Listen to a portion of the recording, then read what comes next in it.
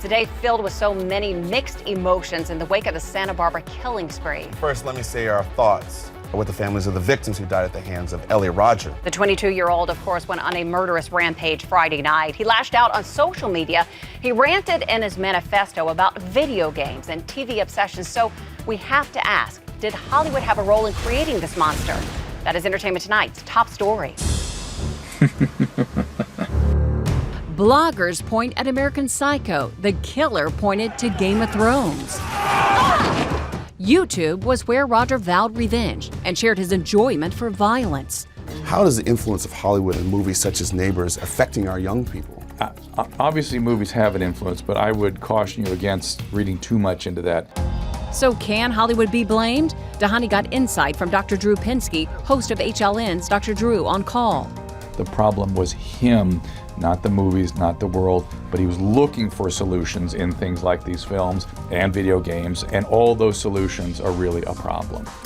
Seth Rogen, who has a beautiful wife in the comedy Neighbors, set off Washington Post film critic Ann Hornaday. She wrote, "How many students watch outsized frat boy fantasies like Neighbors and feel, as Rodger did, unjustly shut out of college life that should be full of sex and fun and pleasure?" The reason why I weighed in on this at all was because of this YouTube video and the kind of extraordinary Hollywood-like production values and context out of which it seemed to spring. Rogen lashed back on Twitter saying, "I find your article horribly insulting and misinformed. How dare you imply that me getting girls in movies caused a lunatic to go on a rampage."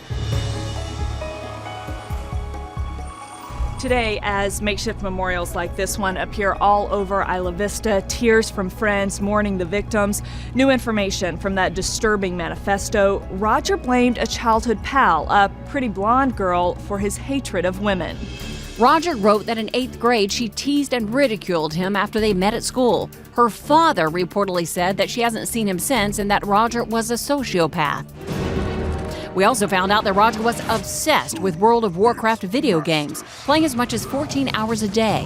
Child expert Dr. Harold Kopowitz told ET it's a warning sign. These events, while horrific, are fortunately very rare. When the video games and the online experience seem to be taking up more time than the real life world, that's the sign where parents should intervene and not only stop it, but also reach out and figure out why their child is doing that. For the last 8 years of my life, ever since I've hit puberty, I've been forced to endure an existence of loneliness, rejection, and unfulfilled desires. Rodger's life of rejection and loneliness had been laid very bare, not only in his video blogs, but in several social media posts in the past year where his hatred toward women was challenged in no uncertain terms. His post in bodybuilding.com complaining about a short, ugly Indian guy driving a Honda Civic with a hot blonde girl in his passenger seat was met with responses describing him as racist, that his jealousy was ugly, that his vibe was creepy. After another post, he was called a narcissist. The liability of narcissism is envy. You want to bring down people that have what you don't have. And the outgrowth of envy is violence.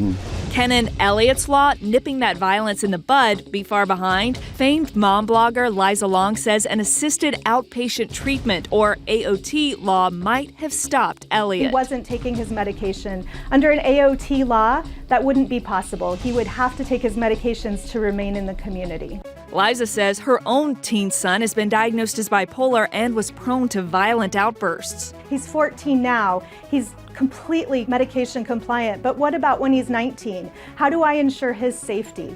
Ironically, a positive ray of light has emerged from Rodger's rampage here in Isla Vista, a Twitter campaign around the hashtag #YesAllWomen with over 1.5 million tweets in just the last 3 days. Being tweeted 16,000 times per hour, the hashtag is all about preventing violence against women.